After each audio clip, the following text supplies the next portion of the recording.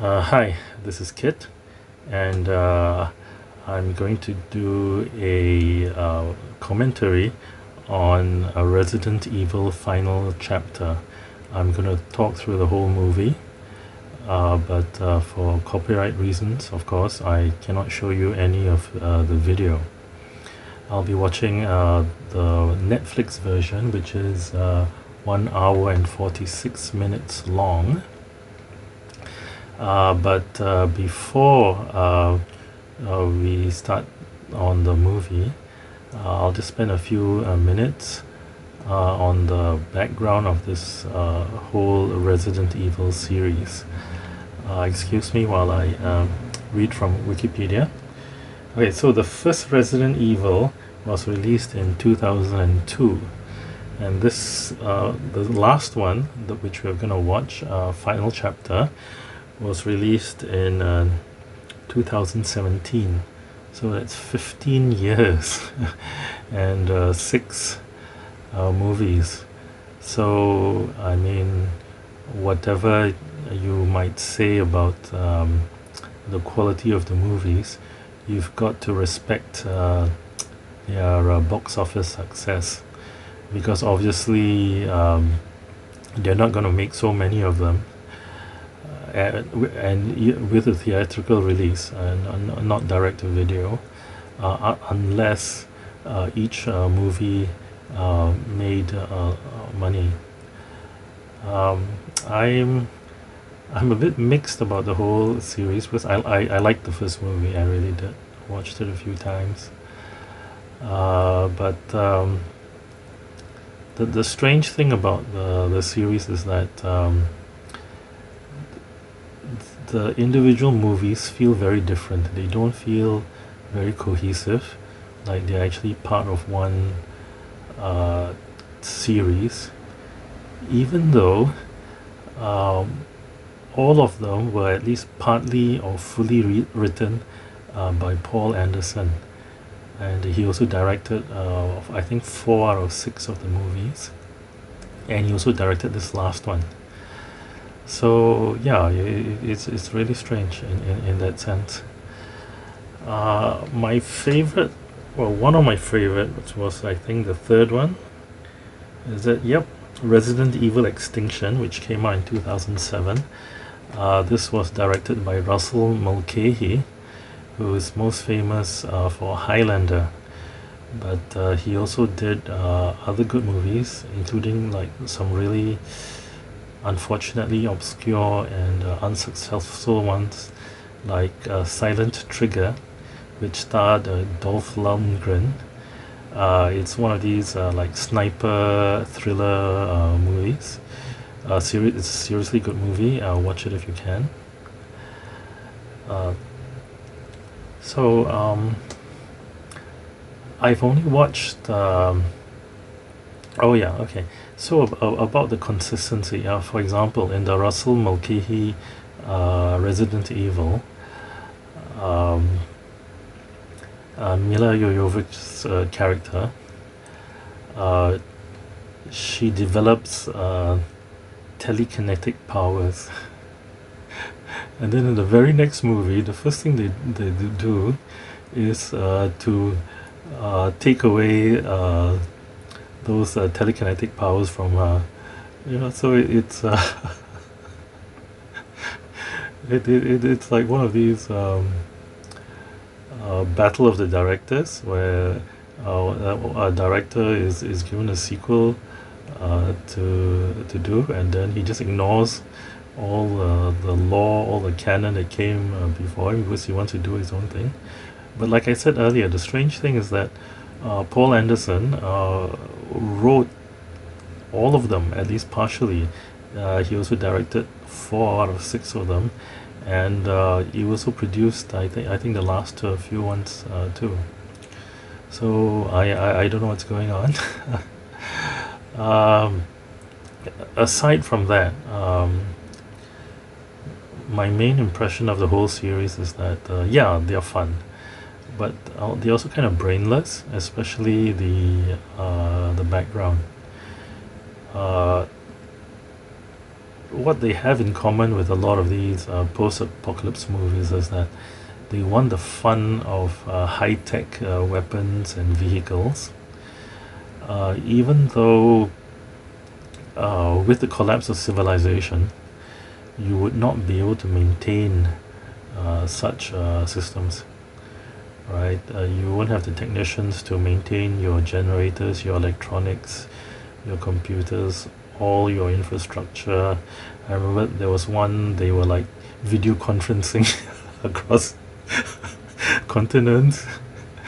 Yeah, sure. I mean, most of the engineers are dead. I mean, they're going to maintain the internet? Seriously? um, yeah, so upfront, okay, I tell you that in this commentary, I'm just gonna probably gripe a lot about this kind of stuff.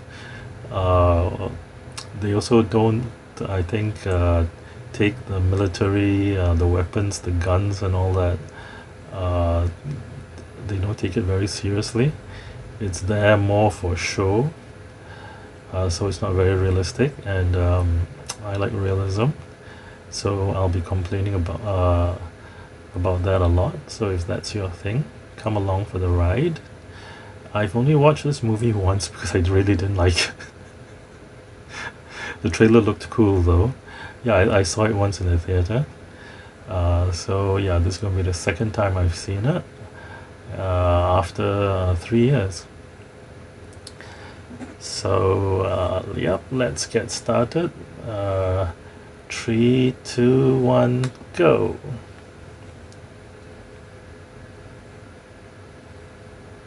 Oh, Sony, okay. I'm old enough to remember when Sony was not in the cinema business. They started buying Hollywood Screen Gems. I haven't seen them for a while. I thought they went bust. Because Sony wanted intellectual property for their video games or something. So yeah, they started getting into Hollywood. I think this was in the 1980s, or at the very least 1990s. Impact Pictures, I don't know. Ooh, nice ominous music, the drums. Nice touch. What's that? Davis Films? Okay. Yeah, it's very common now with all these like really Constantine Films has a lot of good movies. Not super big blockbusters, but yeah, good ones. Screen Gems is really old. You'll be interesting to do a Google search for them afterwards to look up the history.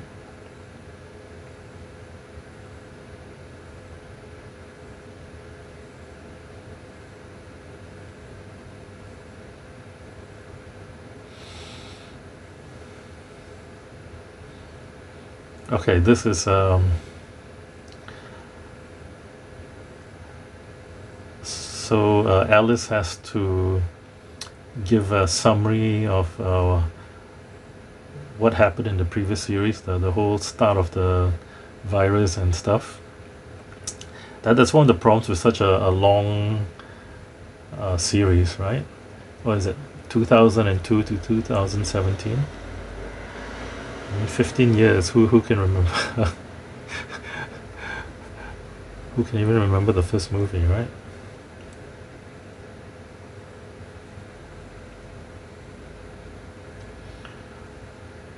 So it's a bit clunky to have this kind of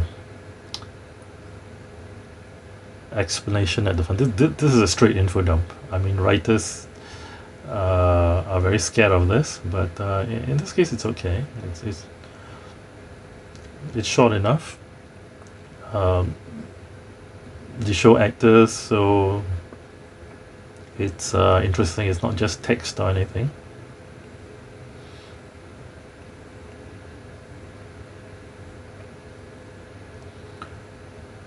Oh, I really don't remember this at all. It's cable car.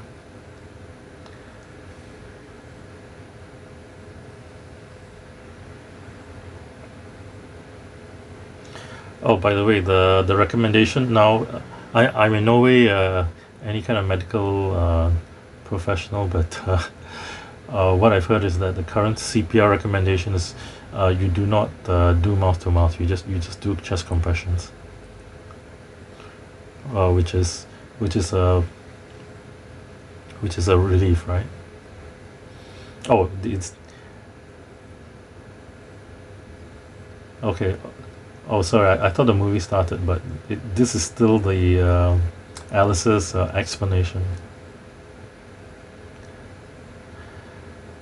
Okay, one problem you might notice as a writer is that Alice is narrating this, but how would she know all this, all these things that happened, right? Unless somebody told her. So one thing you're aware of as a writer is the viewpoint. Who's the viewpoint character? Is it omniscient, some kind of god that knows everything? Is it um, limited?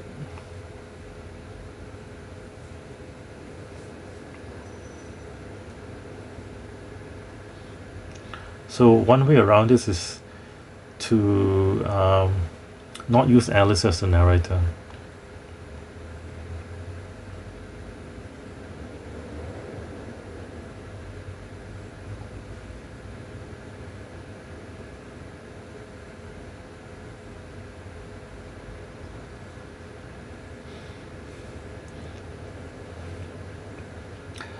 The little girl in 2002, she'll be like in her 20s in 2017. So uh, unless they're willing to do some really fancy digital special effects, and there's no reason why they'll have to get another actress.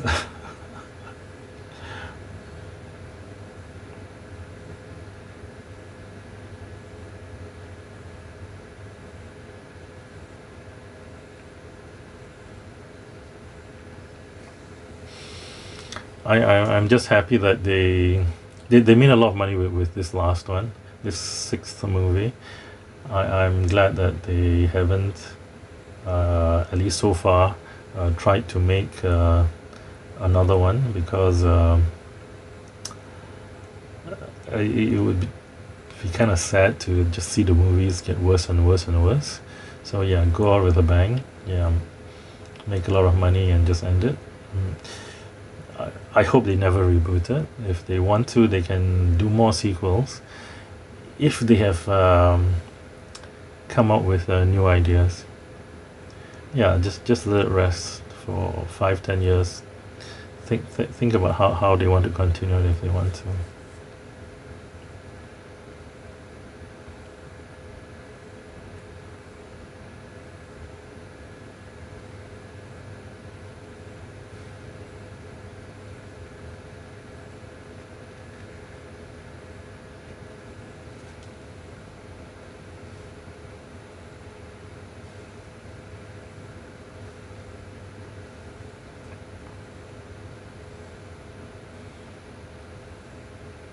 Oh yeah, I think for the whole movie they went for this kind of bleached, colorless color grading, which is yeah, okay, I guess. Oh, jump scare, okay.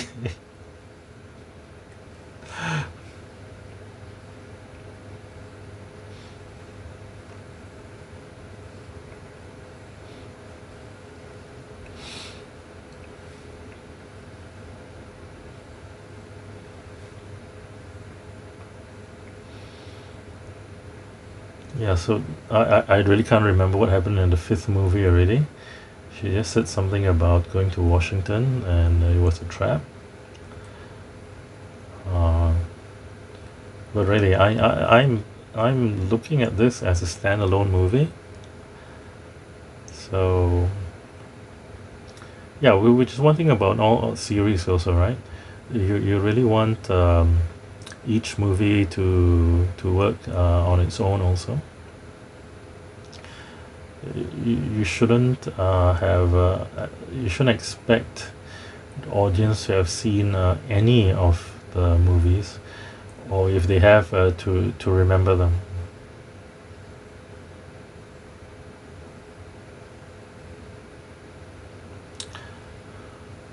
Ooh, dragon, dragon.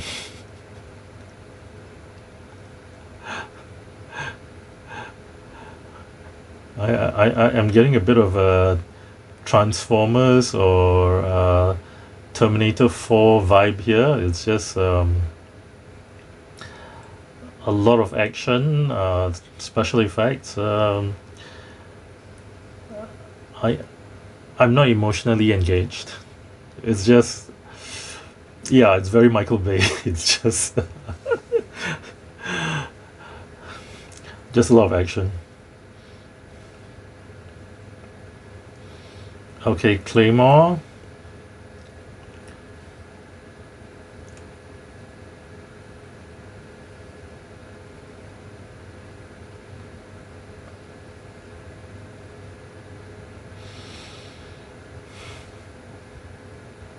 Okay, question is, why is the dragon chasing after her? Does the dragon want to eat her? Does the dragon think she's a threat? No. It's like it's just an excuse for an action sequence, right? Yeah, and so how many years have elapsed already since the apocalypse? Uh, why is it that she can find this Humvee still in working order, fueled up also?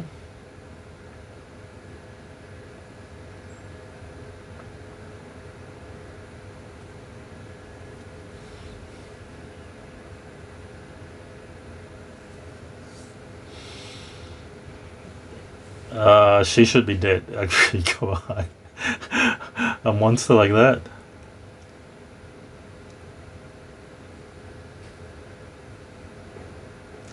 Yeah, it's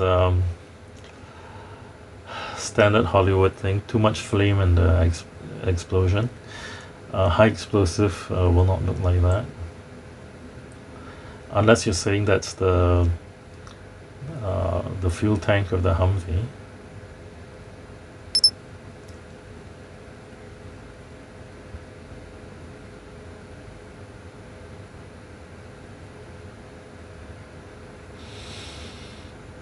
Yeah, so this commentary is going to be mainly about me griping about things like that. So if you don't like it, it's okay. You can leave. I won't take it personally.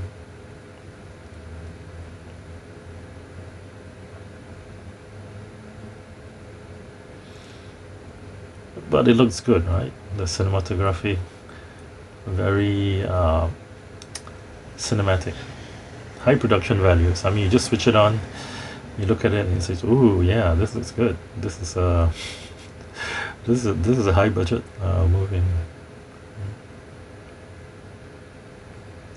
It would be interesting to figure out how they made it look so good. But I'm not skilled or experienced enough to really talk about that.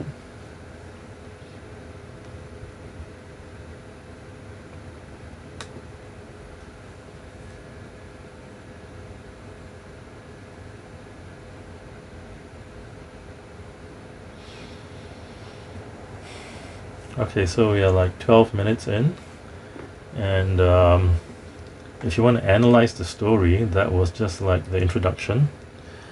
So for anybody who's new to this series, this just introduces Alice and her world. So we're waiting for the inciting incident, something that happens that kicks off the adventure, the whole story for the rest of the movie. This is just basic Hollywood script format.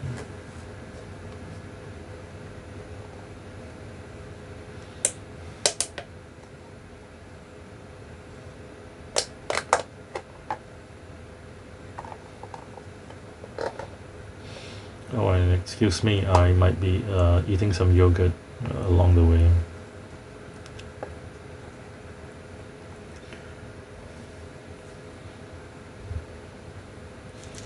I'm doing intermittent fasting, so I ate about started eating about 10 hours ago. My eating window, well,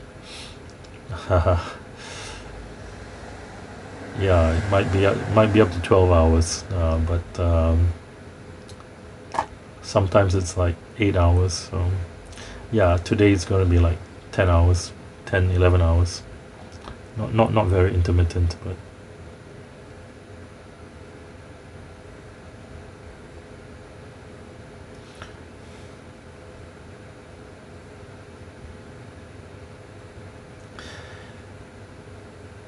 if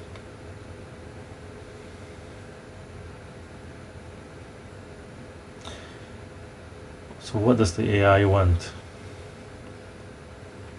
If all the humans are wiped out, there'll be nobody to maintain her computers, nobody to refuel her oh, the electrical generators. So she will die.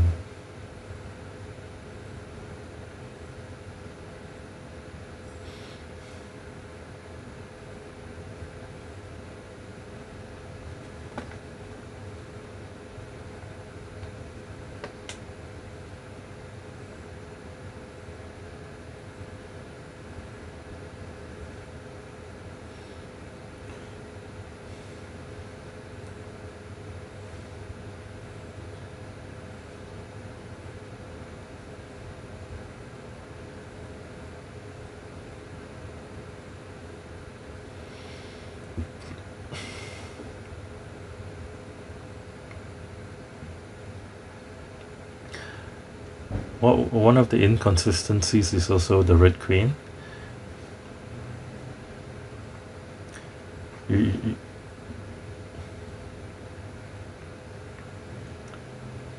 you don't. She doesn't really have like a consistent motivation or even a persona from movie to movie, except for creepy little girl.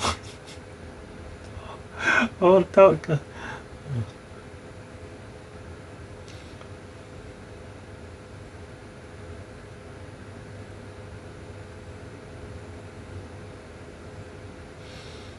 I don't remember the Countdown watch. Must have been one of the previous movies. But it's a very Snake Plissken Escape from New York. You might call it a homage.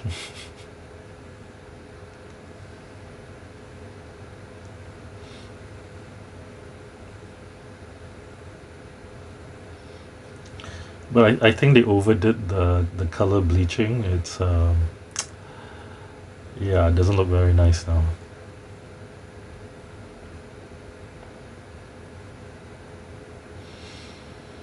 Okay, so inciting this incident, Red Queen gives her a mission. Okay.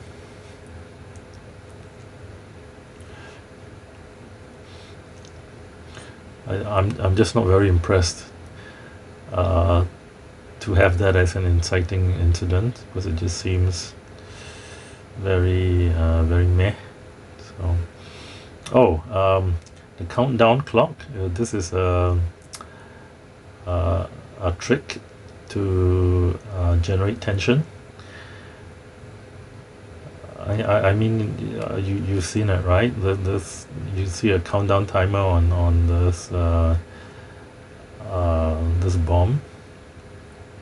So it's like 10 minutes or 1 minute or something. So that automatically generates tension because you know that it's gonna blow up unless the good guy does something. So yeah, this performs a similar function, but on a more stretched out scale. But the basic principle is the same, right?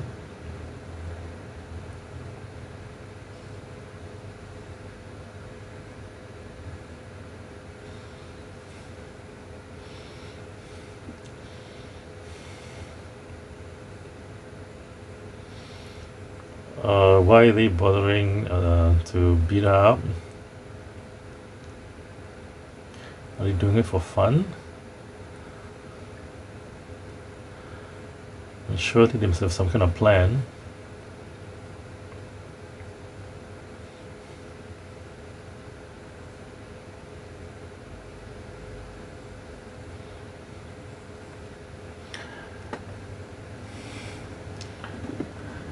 It's pretty good as a standalone action sequence.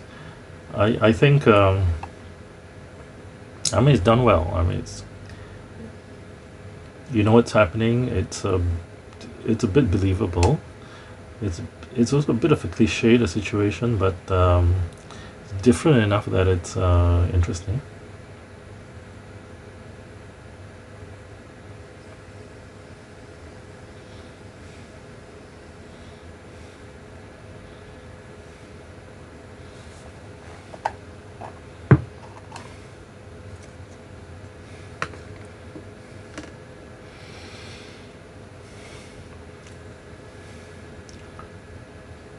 But think of the motivation again of those armed men just now. It's like the 4,000 humans alive on Earth. Even if they don't know the exact number, they will know that there are very few. So, what are they fighting for? Why are they following orders? Whose orders are they following? Umbrella Corporation, presumably.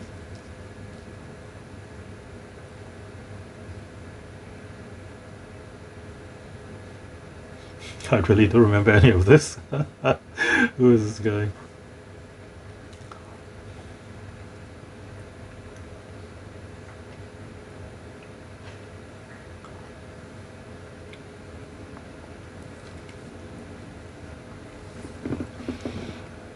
Yeah, the clone thing is one of these science fiction tropes that I really don't like, because why would the clone have the memories of the person they're cloned from? The memories shouldn't come across. And also, why is the clone always also an adult?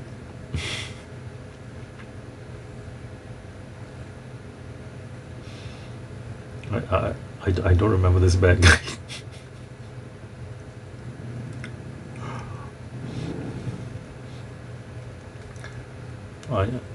I, I can't remember when he first appeared, obviously, but I can't remember him. I'm pretty sure he's not in the first two. No, I can't say that. He might have been in the second one.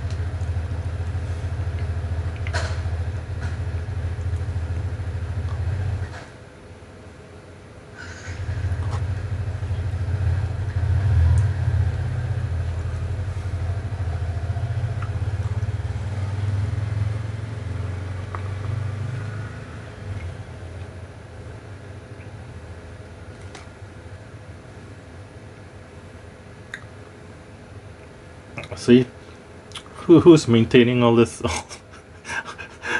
all this video equipment and communications?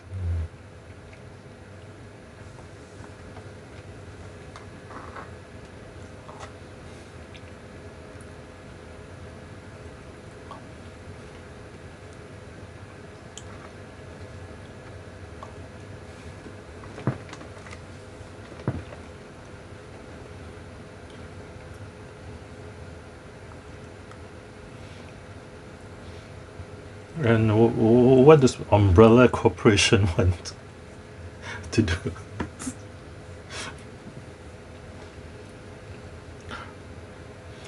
How can any of this be of an advantage to Umbrella Corporation? Whoever's running it.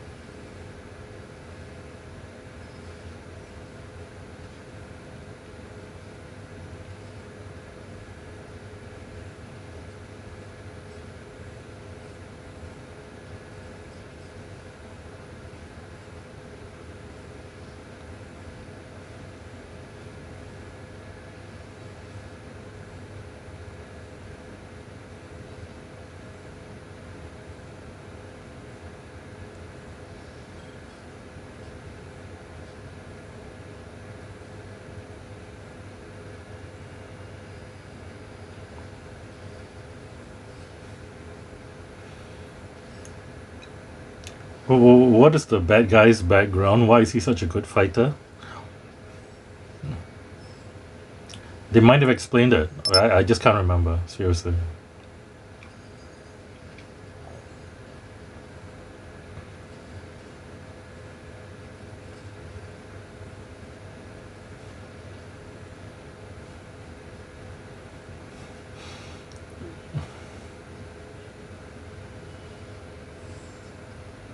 Oh.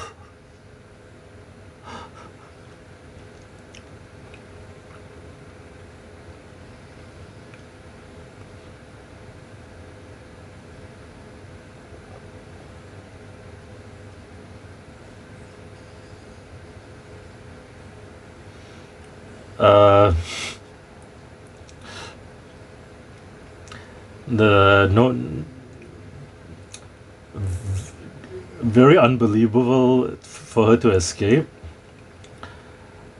uh, a minigun like that because the rate of fire is just so high. There's a Vietnam era training film where they have this Huey with a minigun on board, and they release a rabbit in a football field, and then the Huey just flies across the football field with a minigun firing, and it kills the rabbit.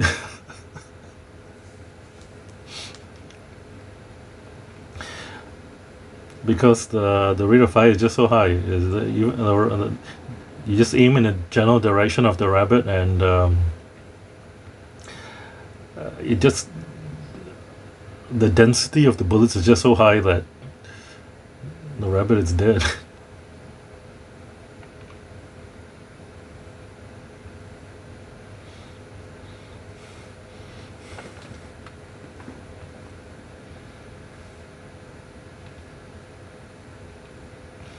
And they had two miniguns.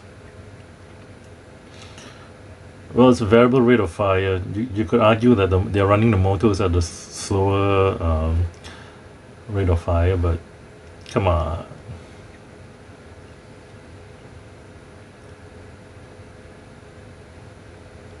I used to read a lot of these Vietnam War memoirs, and there was this SEAL guy, and well, sometimes like the NVA or the Viet Cong are chasing them, right? So they need to be extracted by these river patrol boats. Uh, and he says that normally the Vietnamese soldiers would ignore any suppressive fire unless the suppressive fire from the boats was from a minigun. Because like even like an M60 or something, M60, the rate of fire is so low that if they're just firing blindly suppressive fire, it just doesn't feel very threatening to experienced troops. The density of the fire just doesn't feel dangerous, but the minigun does. The minigun is really a very scary weapon.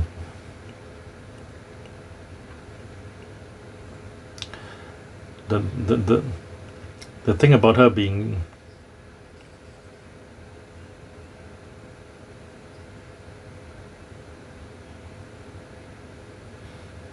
what?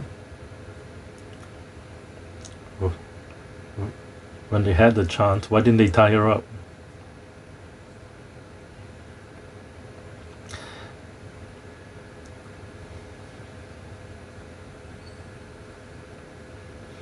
The thing about the pipe across the road, that's actually quite realistic. They did that. The Germans did that in 1944, 1945 in Europe against the Americans who were traveling in jeeps. They would stretch steel cable at neck level across the road. So the Americans started welding these steel triangles on the hood of their jeeps to cut them.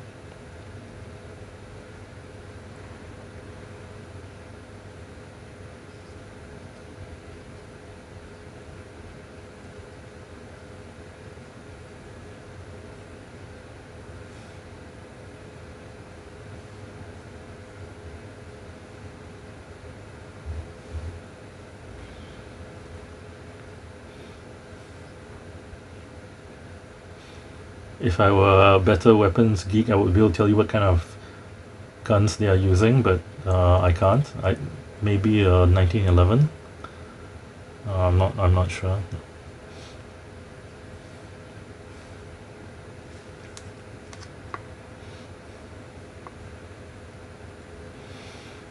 Okay, so we are like 1/3 in, 31 minutes so far.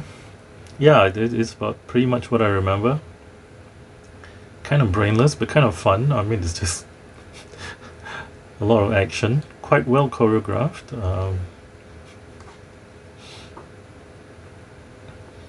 Yeah, so it's one of those movies that like you just put in the background while you're doing other work.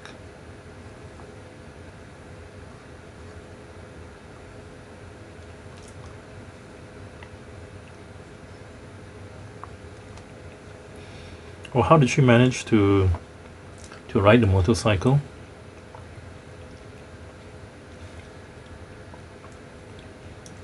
When previously she was considered unauthorized.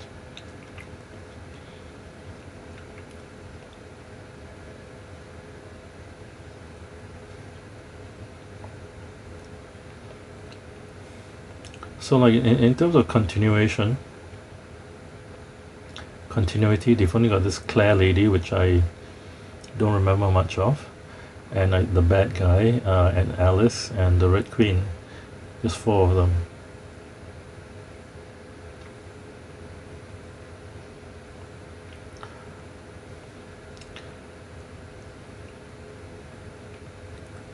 With so few survivors from the previous movies, it's really kind of hard to feel emotionally involved.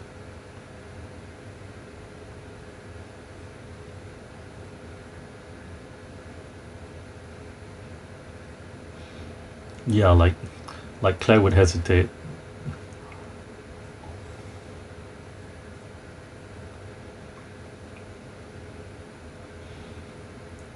I mean,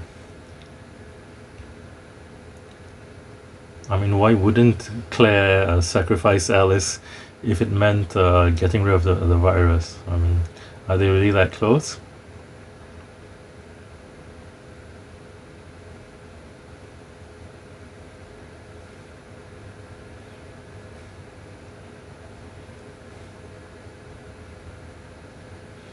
I'm wondering how much of the ruined landscape is green screen.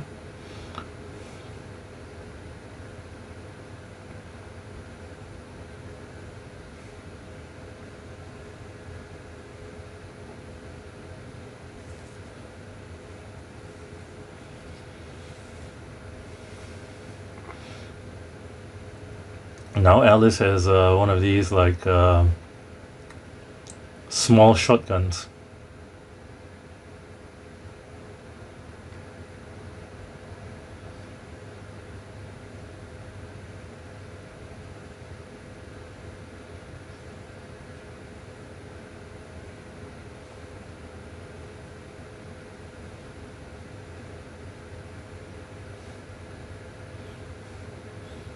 I mean, seriously, what do the bad guys hope to achieve? Right?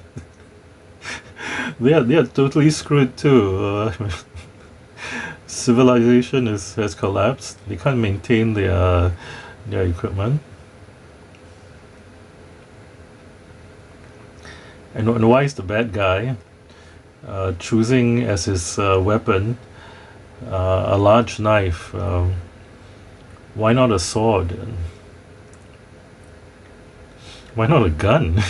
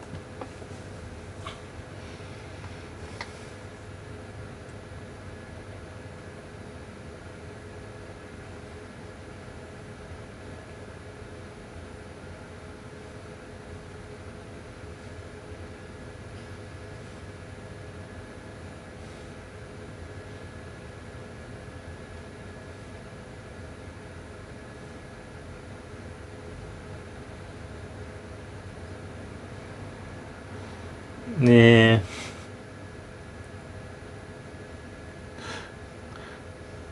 An army is, I think, a few 100,000 men.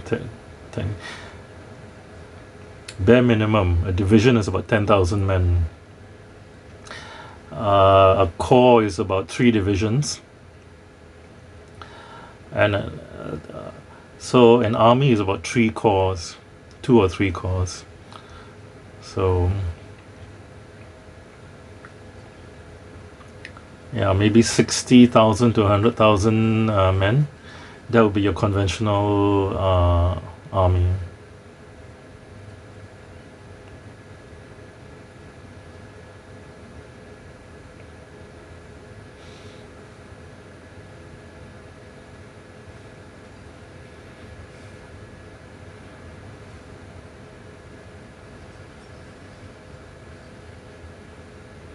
Oh, come on!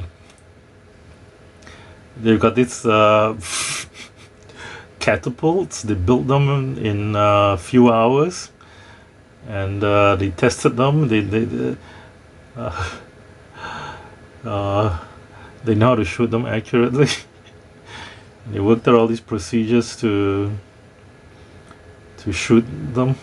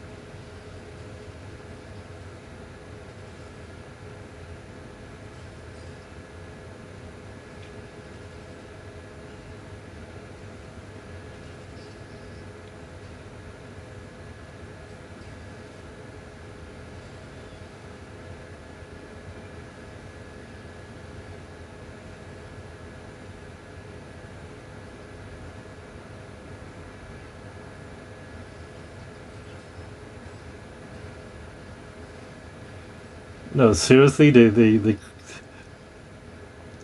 built all this in a few hours,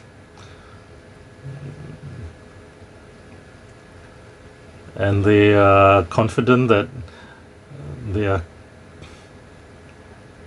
their crazy contraptions will work.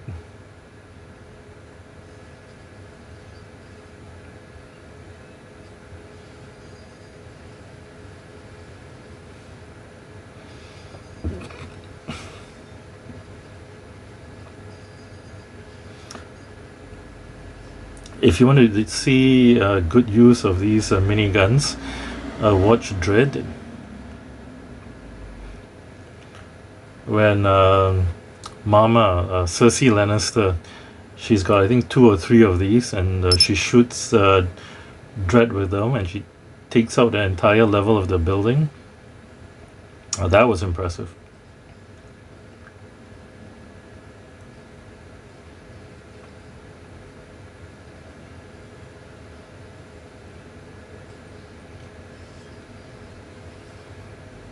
Yeah, Dread was a much better movie. Action movie. Of course, it's a totally different genre, but it's still an action movie.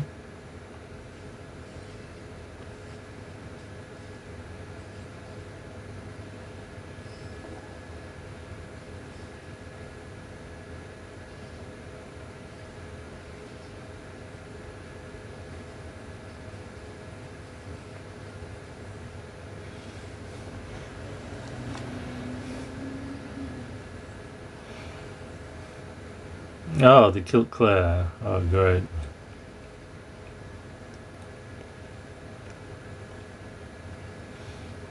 Oh, that's not Claire who died?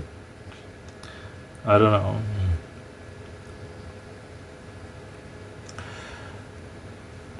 Okay, so basically, so far, the storyline is just designed to like stitch together various action sequences, which is okay, I guess.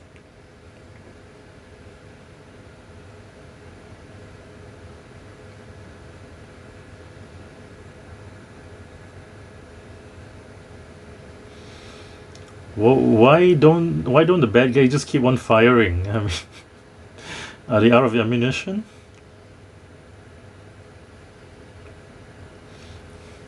They can see her, right?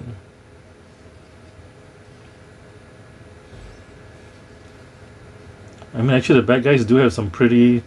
Yeah, that's it. Shoot her, shoot her. Yes.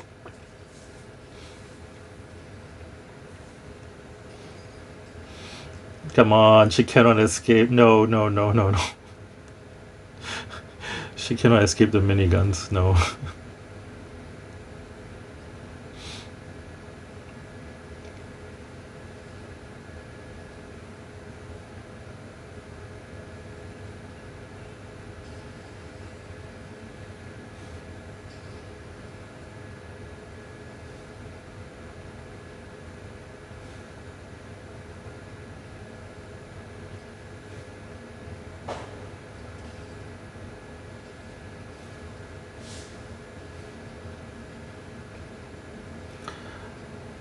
You'll notice that in movies they need an excuse to get rid of the guns so that they can go hand to hand kung fu, which of course doesn't really happen in real life combat much.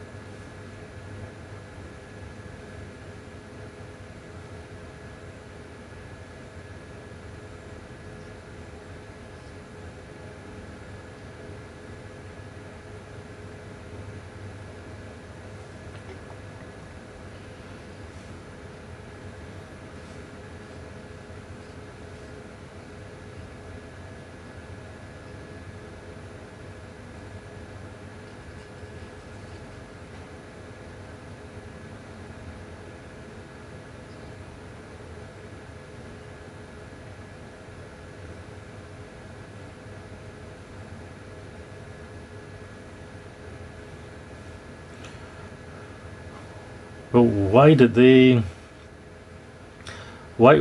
guy drag the Asian guy behind the vehicle? I mean, he didn't know that that's what the bad guys did to Alice. So I mean, what made him think of that, right? It's something we as the audience know, but he's got no way of knowing.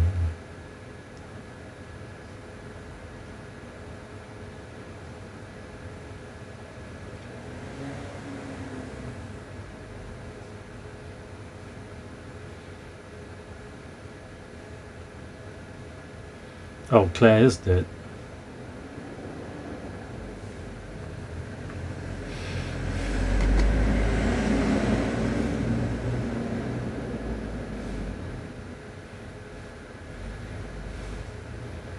But I mean, we don't know who these guys are. We don't care about them.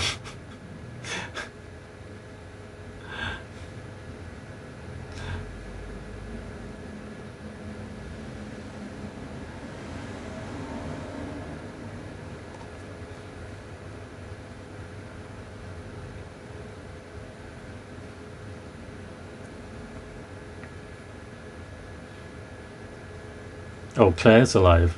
So who's the lead who died?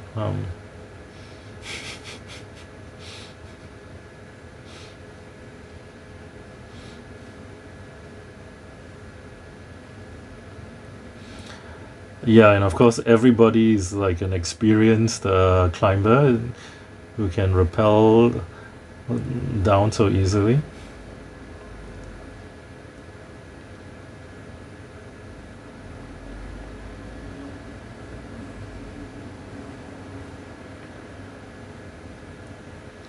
That there is some kind of nice continuity because from the first movie onwards, they always show this computer model of the buildings, but they changed the music.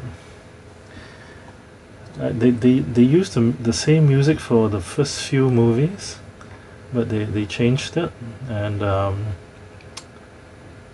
music's very powerful in establishing mood, and I don't know, is it for licensing issues that they didn't use back the old music, because that's really weakens some of the emotional punch it might have had.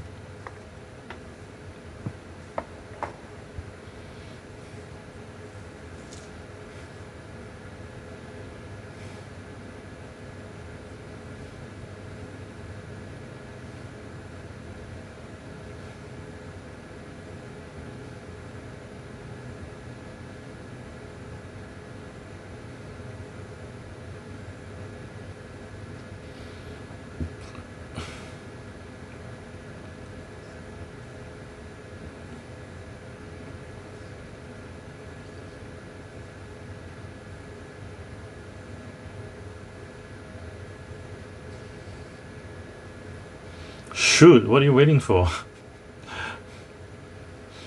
Oh, okay, there are too many. Okay.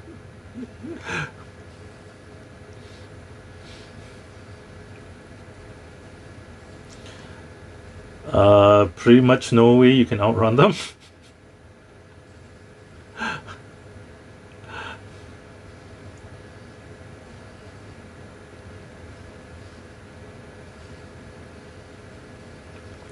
And where's all the convenient light coming from for them to see by?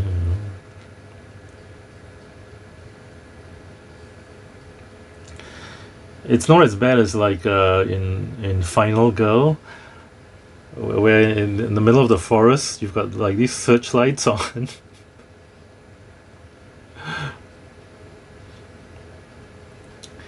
They kind of hid it a bit. I guess you can kind of think that it's a bit like Moonlight.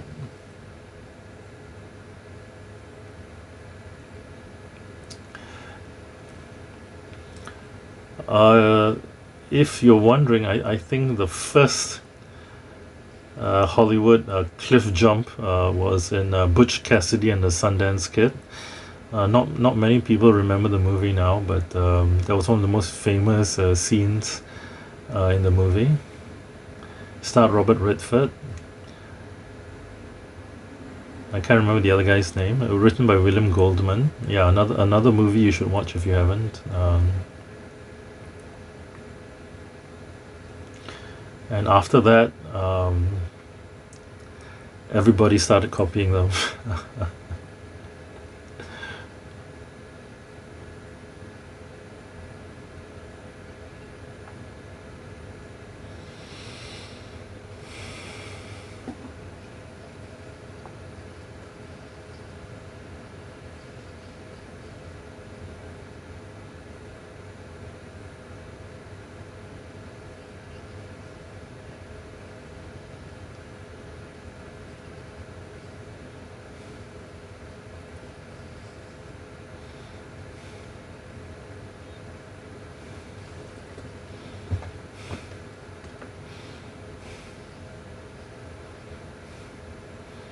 So it's just run, run, fight, fight.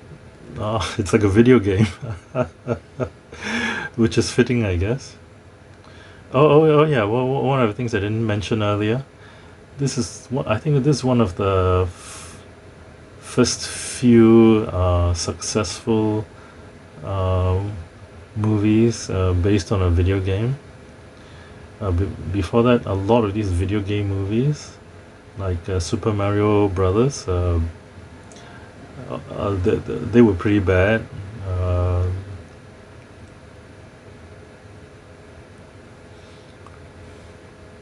or even like Mortal Kombat. That was.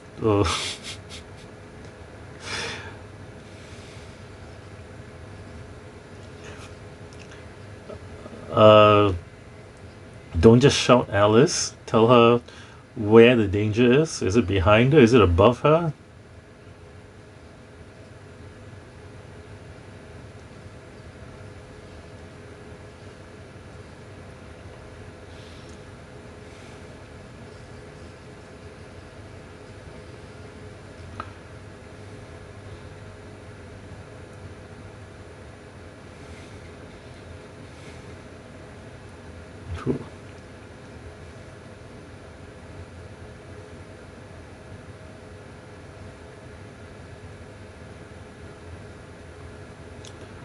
Who, who would build such a dangerous gate?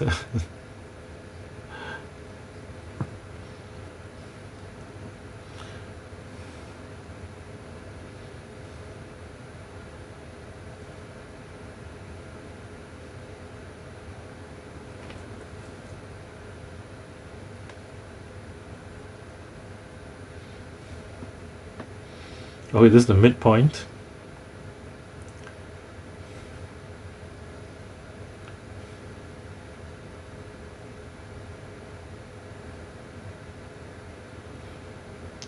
Yeah, so this the midpoint surprise or turning point.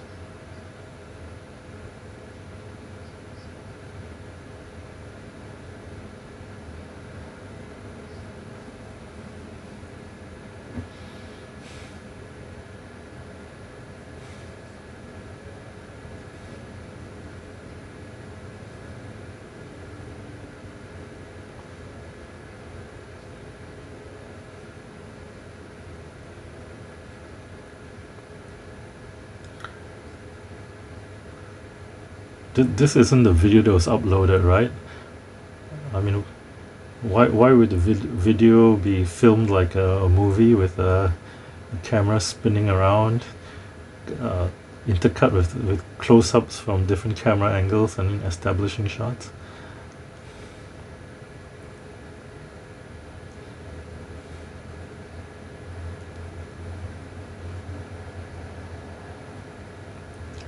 But they didn't show the transition, right? What they could have shown is like a security cam, and then like slowly transition into this more cinematic thing. That's what they did in Kick-Ass when Big Daddy attacks the warehouse, right? They show you like this TV screen from the video, the security monitor, and then they just push in, and it just becomes clearer, and then they can do all their fancy camera cuts. But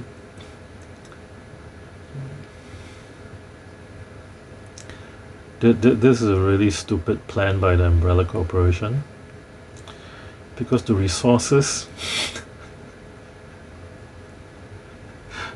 the resources that really matter, it's people, it's your human ingenuity, it's your manpower,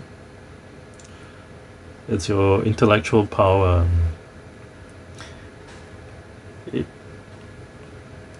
if you kill off most of the people, you keep the resources of the earth, it's useless. All right. 1,000 years ago, the earth had the same or more resources, but life was pretty bad because they, they, they didn't have the skill to exploit it.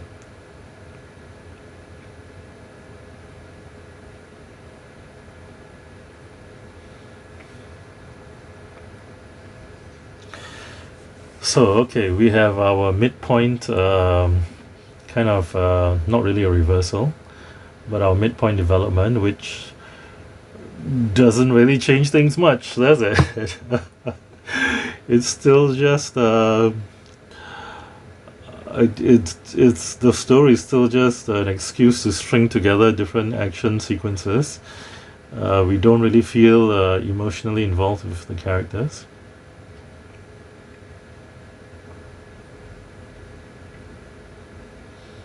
Oh,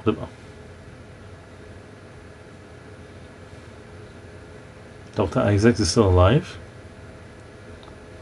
I thought she killed him.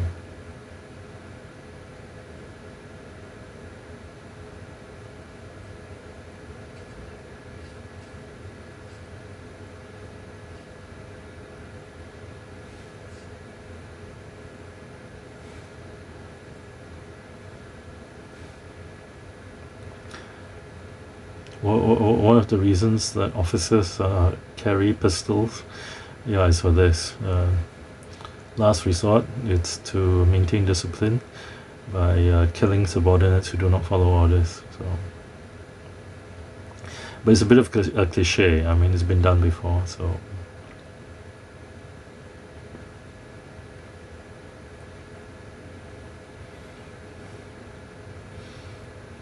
I mean, seriously, does anybody care what happens to these people? It's like, they're just cannon fodder. We don't know who they are.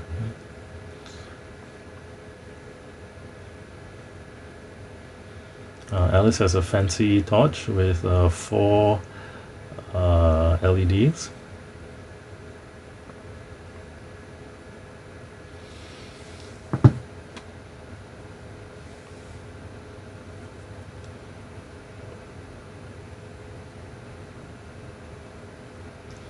For Divergent, I think the second movie, they also chose this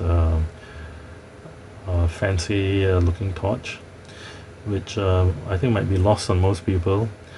Most people won't notice details like that.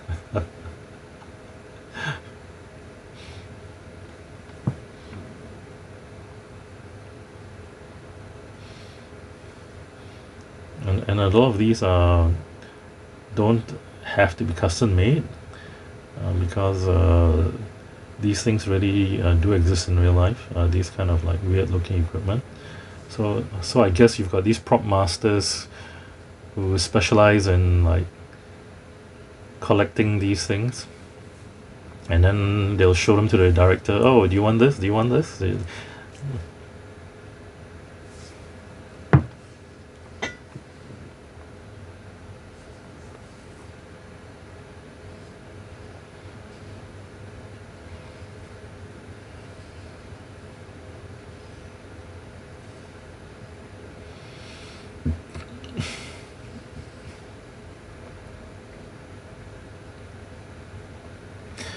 and running through the spinning fan also is such a cliche.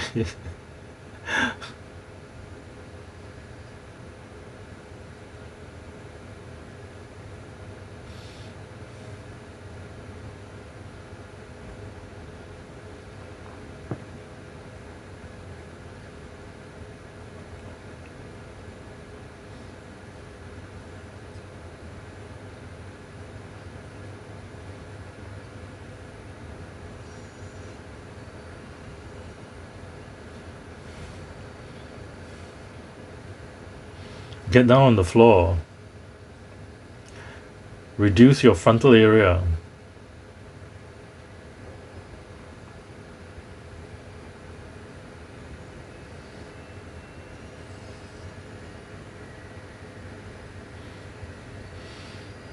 Now, unless this was like what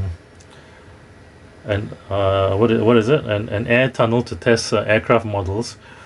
Why would they have a? Oh, yuck! Why would they have a fan that was so powerful?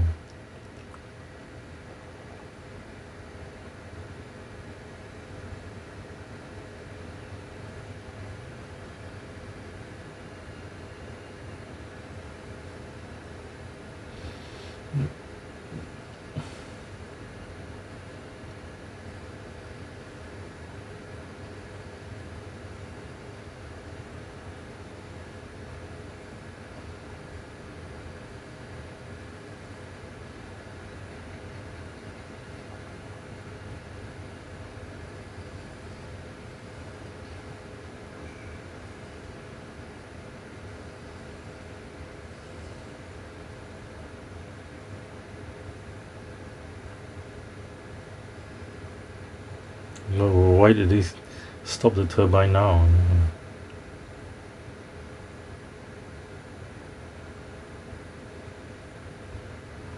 Okay, the thing about like the early seasons of Game of Thrones, the deaths of the people mattered because we knew who they were. This one's like, really, we don't care. Who are these guys? You know.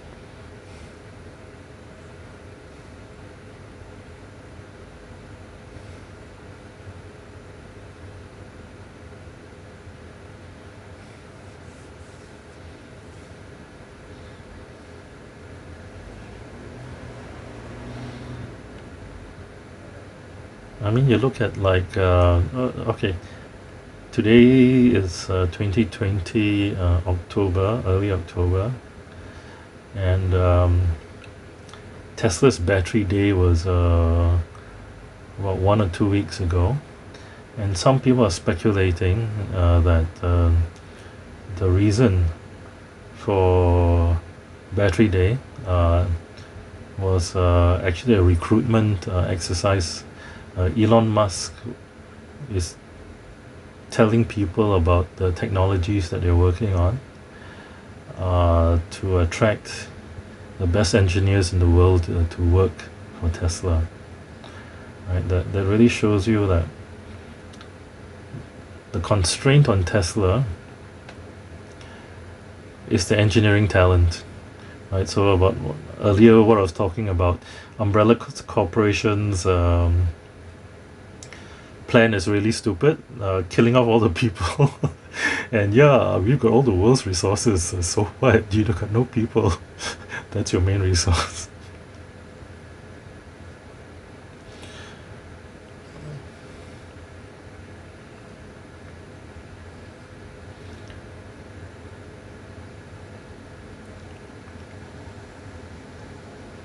Like, for a long series like this, you like callbacks to the earlier series.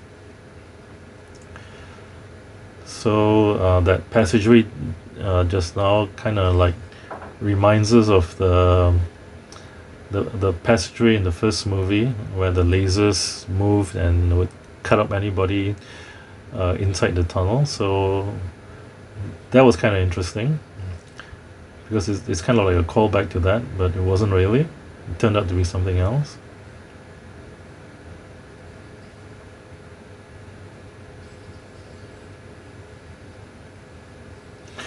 But I mean, seriously, it's like they they they spent so much effort into designing all these weird booby traps for what? There are simpler and more reliable ways of killing people or trapping them. You know?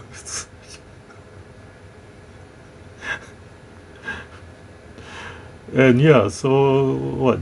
Dumped her instead of dumping her into a cage so that they can uh, capture her. They dump her into some weird, creepy lab. You know, it's like, what's the point?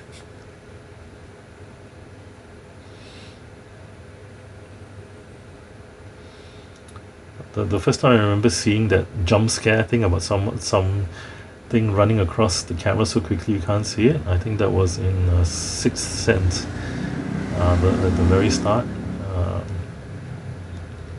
when Bruce Willis encounters his ex-patient in his house.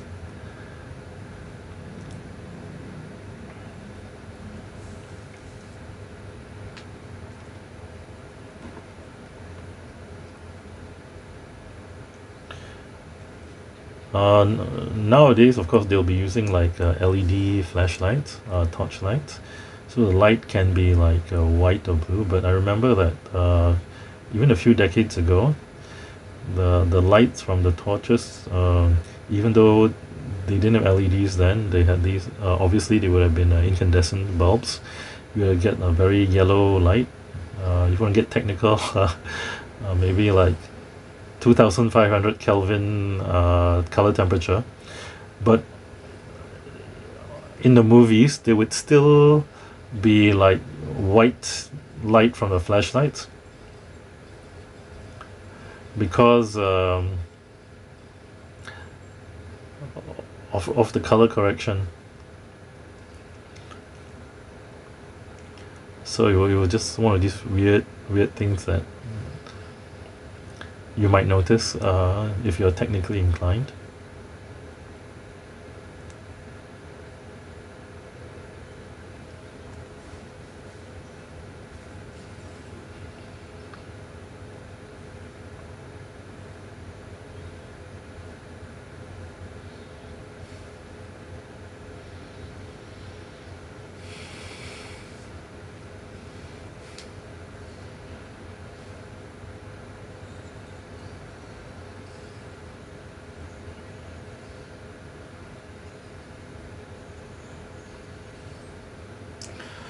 So we don't care for the other guys, the supporting cast.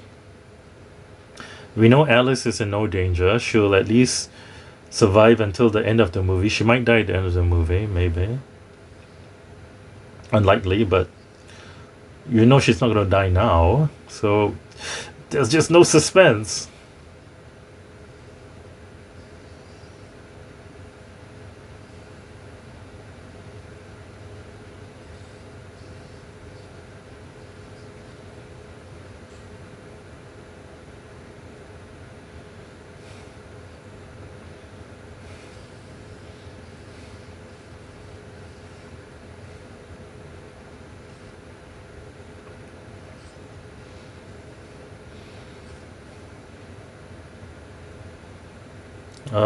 Yeah, so knowing that you can run out of ammunition, so why didn't the guys earlier pick up knives and swords along the way?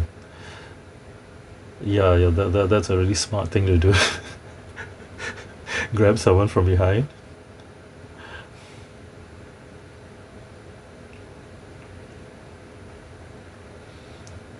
Um, why didn't he call her, right? Why did he just grab her like that? Obviously, it's just for a stupid jump scare.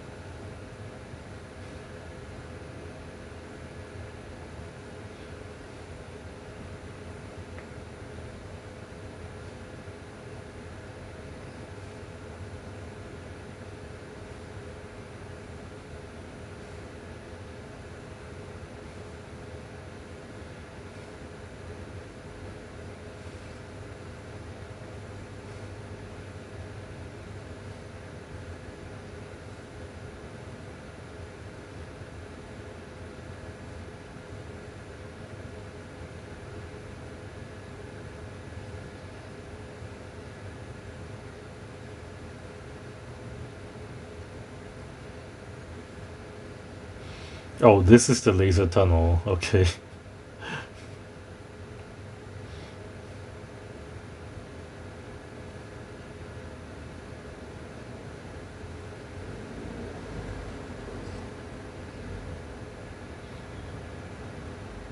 Uh, I think that's MP5 submachine gun.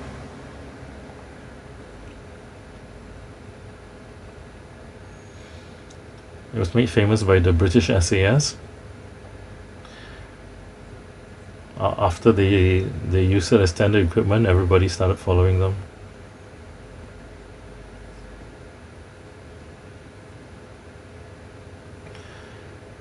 It's more accurate than a lot of submachine guns because it fires from a closed bolt. So the first shot is accurate because the bolt doesn't move. If you fire from an open bolt, the bolt has to move forward first for the first shot. So that can throw off your aim.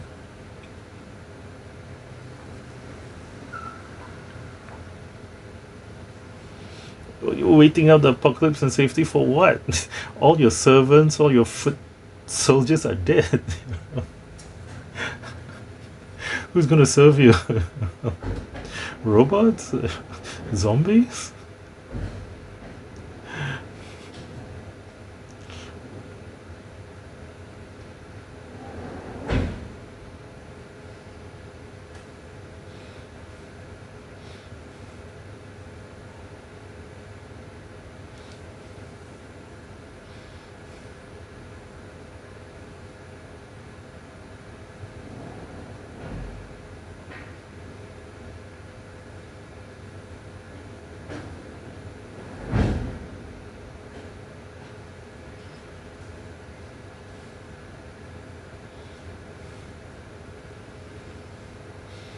Oh, so the clone gets killed.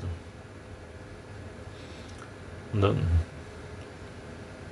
Why is the bad guy wearing a crucifix?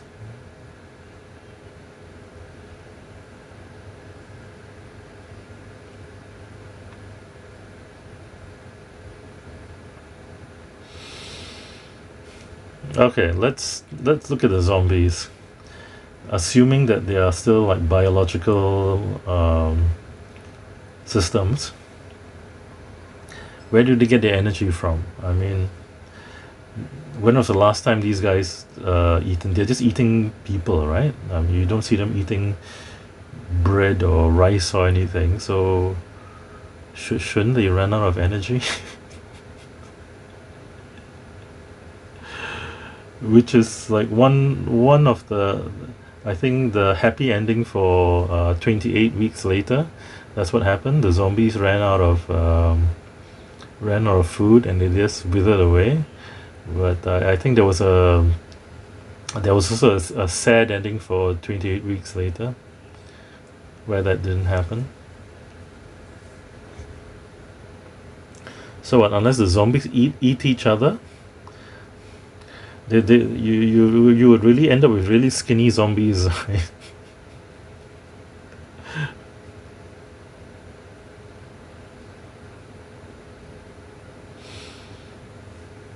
Okay, if you're fasting, you lose about 1 pound of fat a day. So assuming there are what, 100, 200 pounds. At, at, at most, they can go 100, 200 days before they are like 0 pounds. Because not all your weight, you would die long before you reach 0 pounds, and your bones, of course, you can't burn your bones as energy.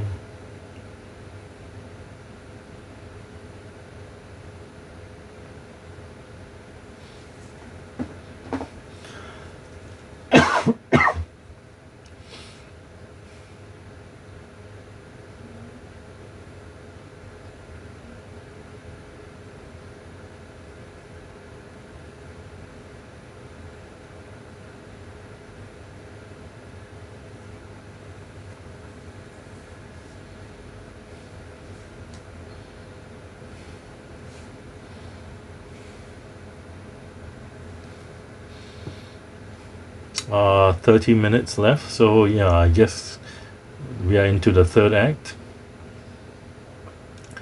This is like the final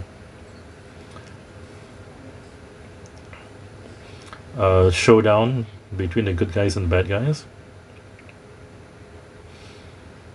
Is she remembering, or is she like imagining what's going to happen in the future? Yeah, I think she's like supposed to be like testing out alternate actions.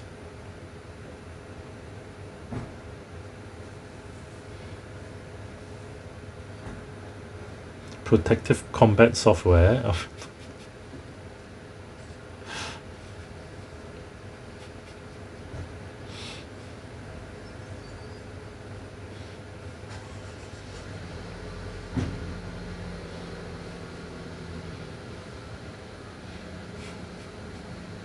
Target neutralized 100% probability. uh,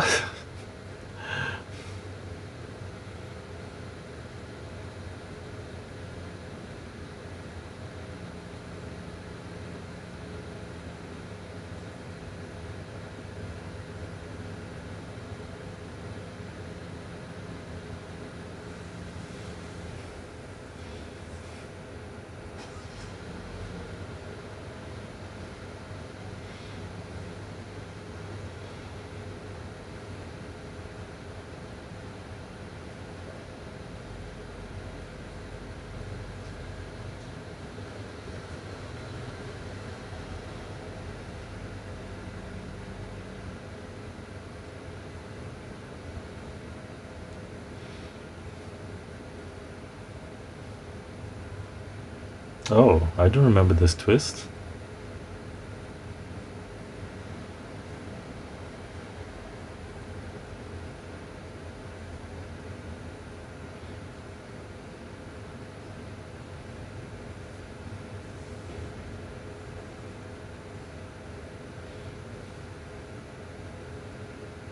Oh, what's wrong with being a clone?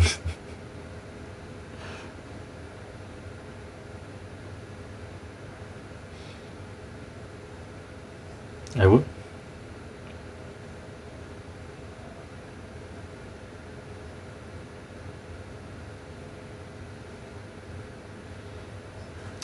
Unfortunately, Blade Runner already did this.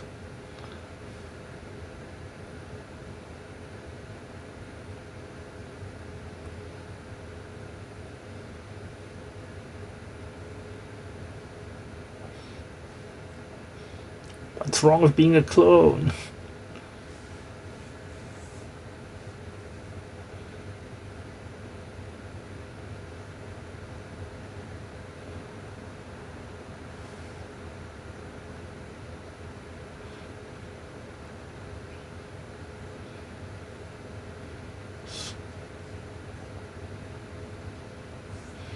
So, so why does the Red Queen have a British accent? So the original old Alice doesn't have a British accent, and the clone Alice doesn't have a British accent.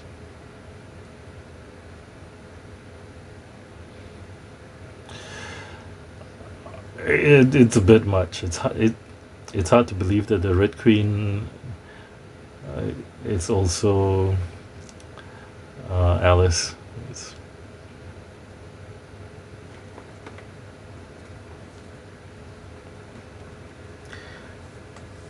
especially when we saw the little girl in real life. I think in the second movie, they saved her from the school, right?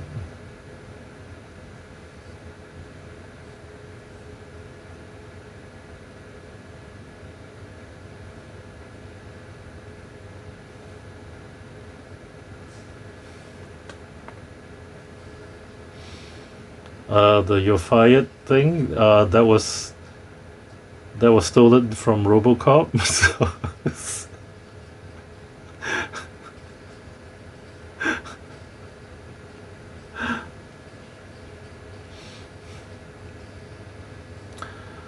and the thing about RoboCop is that they kind of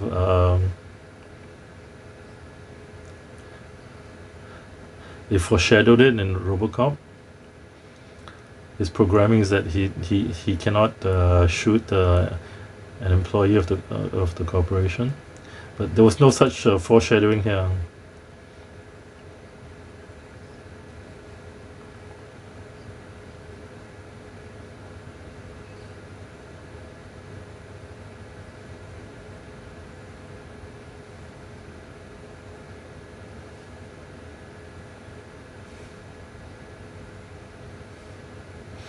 And where did she get the detonated dead man's switch from?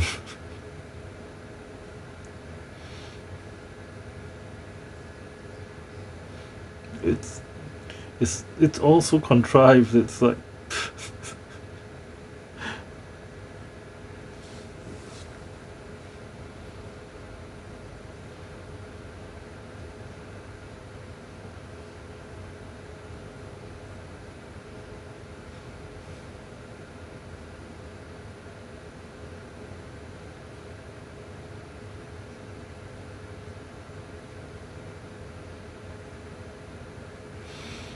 okay. The thing about this, the countdown like this, 4 minutes. Uh, we know if we have 22 minutes left in this movie, so hmm.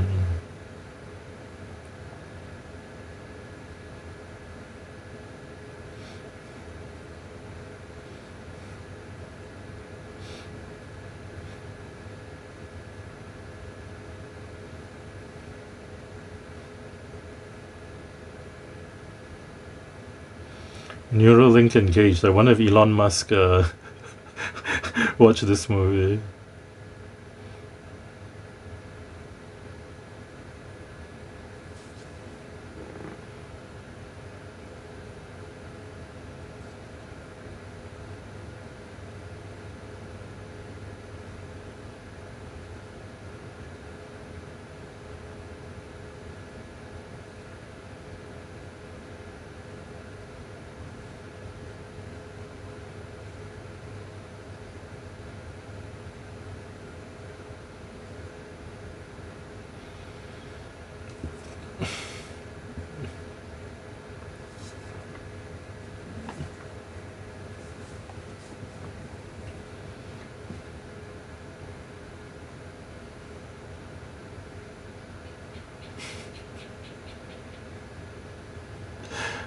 That was a nice callback because that's what the Red Queen told the team in the first movie.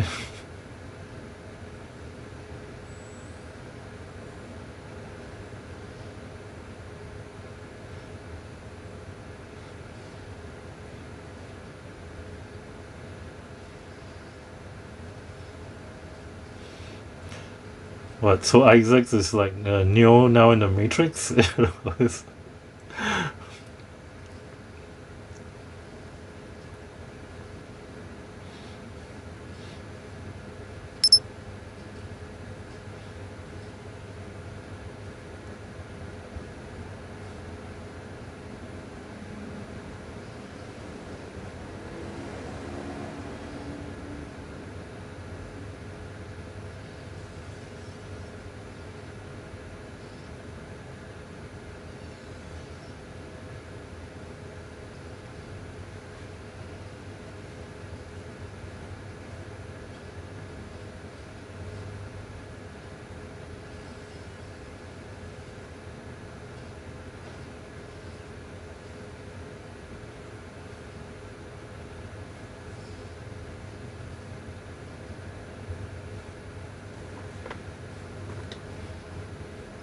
Oh, seriously, when did Isaacs develop superpowers?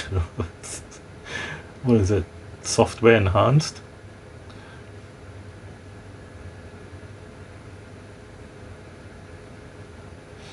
Oh, laser tunnel, laser tunnel.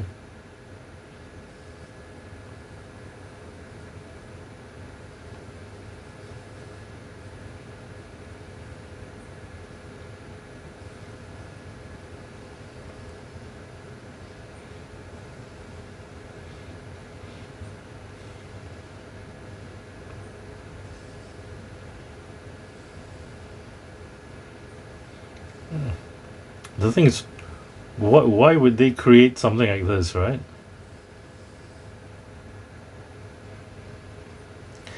Leave enough gaps so that it's possible for you to actually sneak through when it's like it would be possible for them to design a system that you cannot sneak through.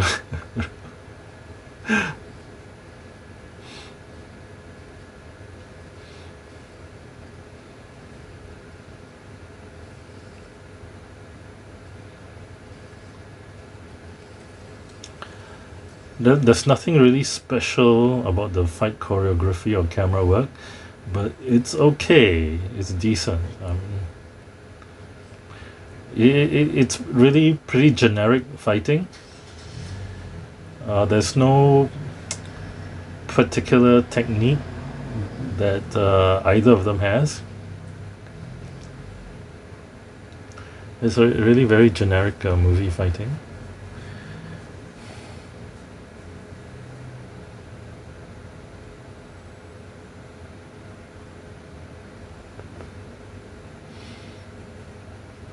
Why doesn't he just have a gun and shoot her, right? And he's putting himself in danger by walking into the laser tunnel, isn't he? So my guess is that he gets killed by the laser tunnel.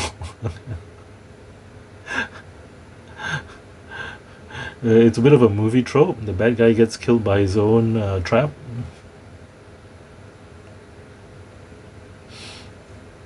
Yeah, and her laughing like that also. Yeah, it's because she knows that he's gonna get killed.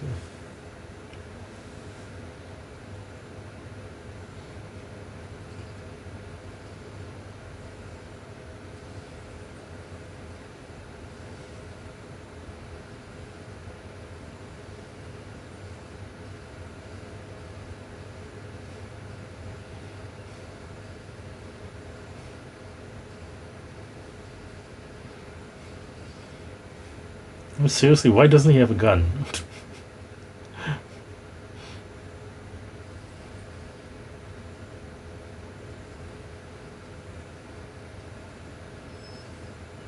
Oh, I didn't expect that.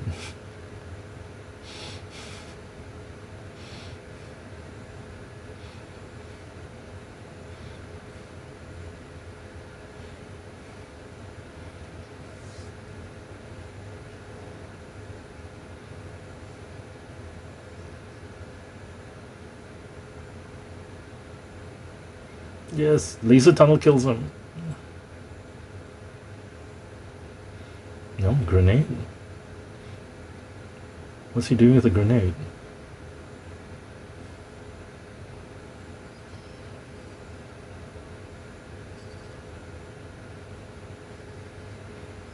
Oh, it's her grenade.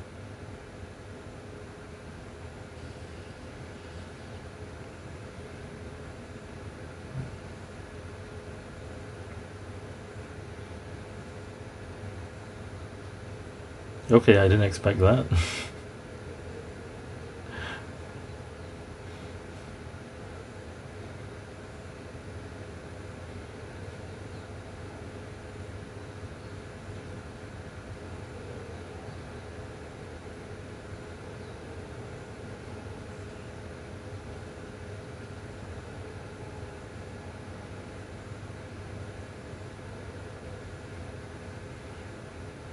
I think a grenade would have caused a lot more damage to him and injured her too.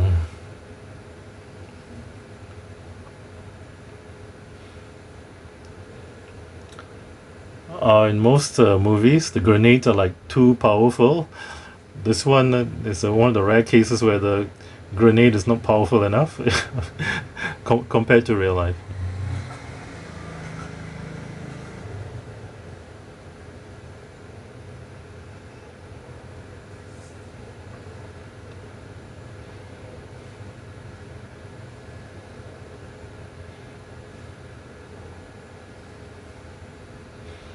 But the thing about showing the bad guy the pin that's been pulled out, you might remember that from Leon, the professional, uh, uh, the um, the Luc Besson movie.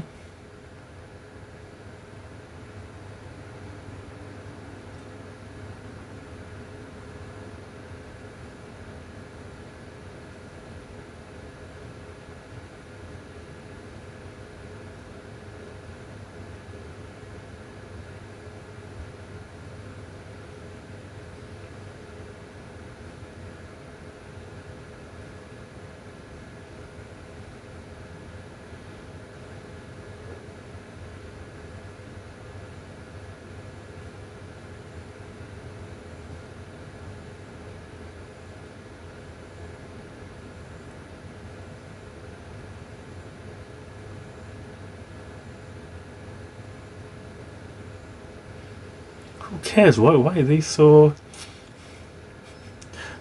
upset about being a clone? There's nothing wrong with being a clone.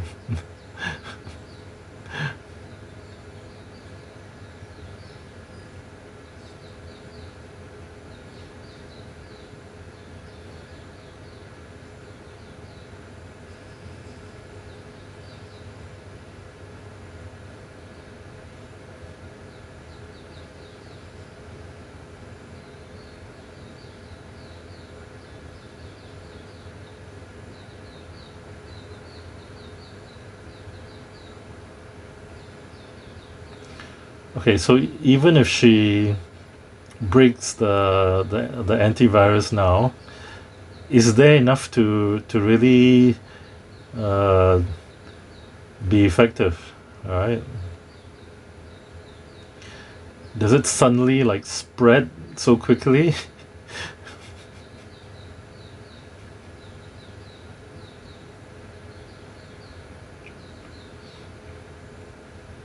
There isn't enough. It'll be too finely dispersed already.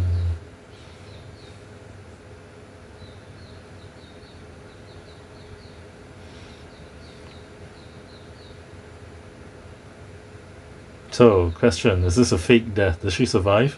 I really cannot remember. My guess is that she survives.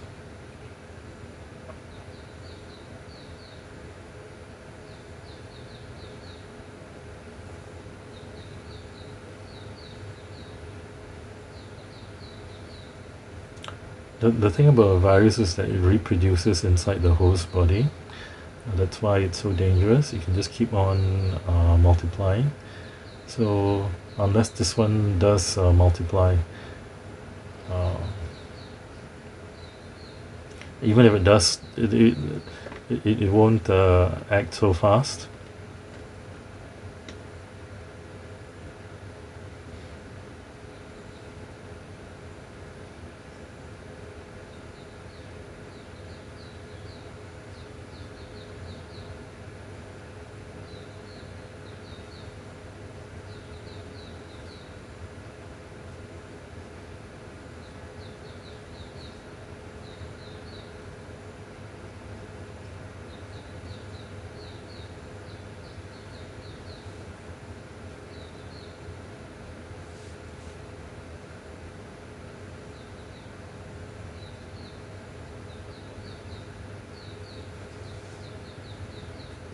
Why?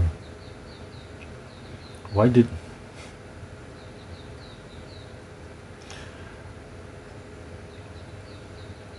what's the point of testing her at the risk of not of her not releasing the antivirus?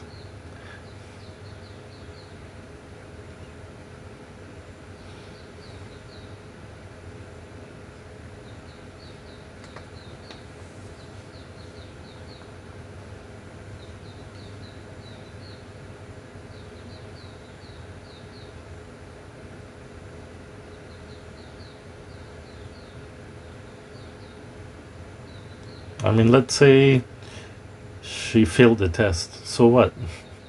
Let's say she passed the test. So what? All they want is for the antivirus to be released, right? Why does it matter whether she's willing to sacrifice herself or not? And being a good, oh, I'm a semi-objectivist, Ayn Rand follower. I don't. Maybe I 50% follow her. I don't believe in self-sacrifice.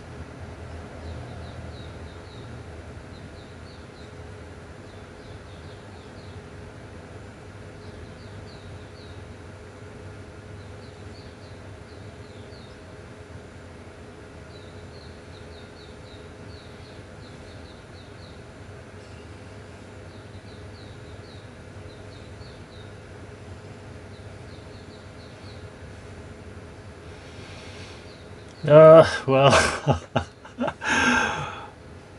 well, what can I say? Yeah, you see, he was one of the producers, so yeah, he's got a lot of clout in terms of how the story goes, right?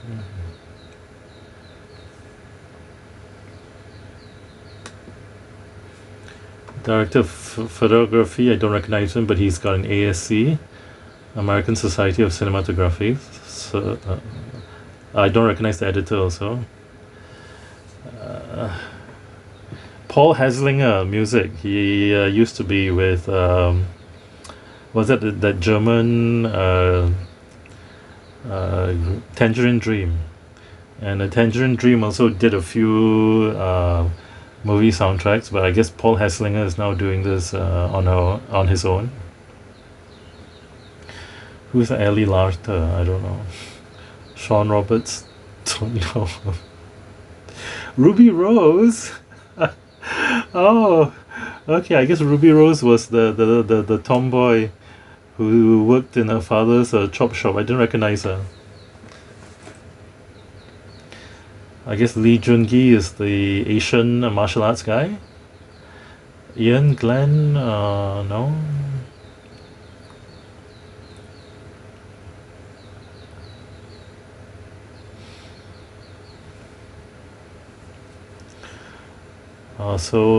Paul Anderson took authorial credit, a film by, which yeah, he kind of can since he's the writer and director, but I still really don't like it when people do that, because it's kind of saying like the other guys who worked on the movie didn't contribute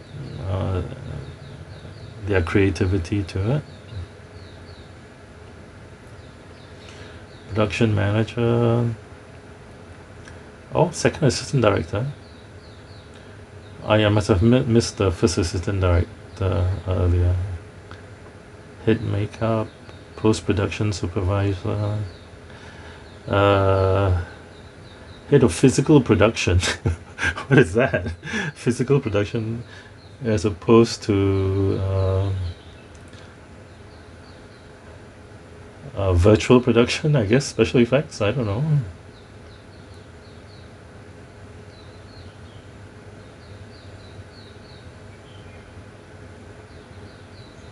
Yeah, Ruby Rose. She was really good in John Wick 2. I think that was the first time I saw her. She was also okay in the Meg. But the Batwoman controversy, I didn't watch any of Batwoman. So. Oh, there's a second assistant director, third assistant director. That's how big this production is. They need so many assistant directors. Chief accountant, payroll accountant, accounting assistants. I don't know. I can't give you much commentary on that. Script supervisor is an interesting job. You can look it up. What a script supervisor does is actually quite interesting. Generator operator. Okay. Okay. So. They've got A and B camera. Yeah, a lot of these big productions, they only use two cameras at one time. I think, who is it? Roger Deakins doesn't like using more than one or two.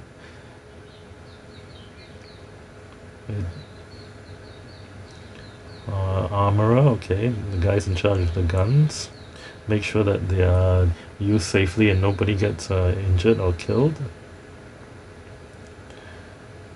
Uh, you see a lot of production guys, fabricators, metal workers, painters, plasterers. So set builders, stagehands, yeah, steel fabricators, welders. Yeah, so you know that expensive production, they made a lot of the sets.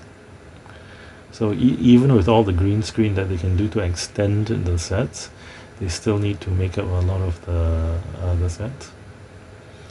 Prosthetics, okay, these are the physical makeup for the monsters. A lot of trainees, trainee lab technicians, a lot of other things. Drivers, okay.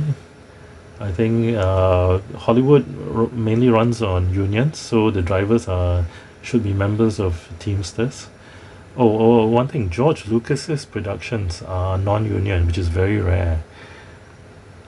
Because they fined him for putting his name in or something before some stupid titling thing, and he got fined by the producers union or something, and he was so fed up that I think after that he quit the producers union.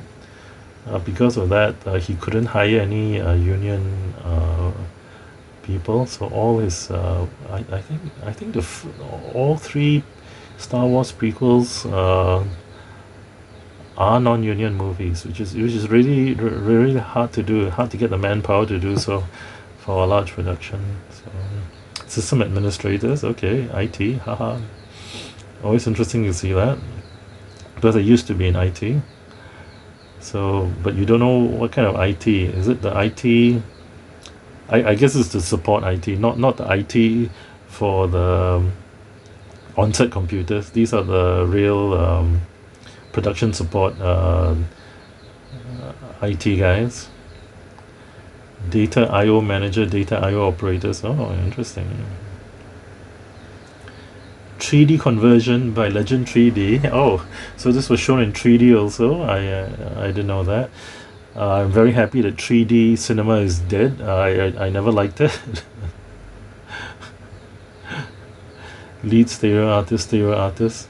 So yeah, I guess the stereo artists are doing the conversion from 2D to 3D, which is very strange. You know, they don't shoot it in 3D; they shoot it in 2D, then they convert it. It's like, but that seems to be the standard way. Second unit, okay. Second unit also has A and B cameras. So you've got the camera operator and the assistant. I guess if they don't say focus puller, I think the assistant is the focus puller. I'm not sure. Cape Town. Okay. Oh, okay. We had the music already. Music means it's the end of the credits already. Stock footage. Okay. Getty Images. All the news clips, special thanks. Can't figure out anything. Okay, assistance, South Africa. Then yeah, all these are SAG, AFTRA. That's Union, Hollywood Union. Corporate 2016 Constantine films. Okay. Released in 2017, but yeah, Corporate 2016.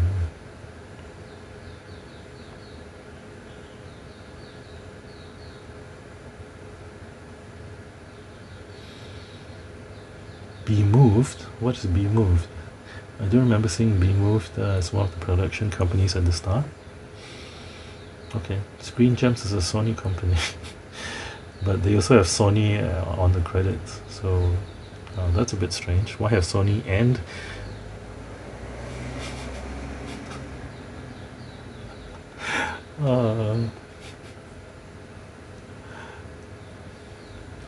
okay, thank you for watching.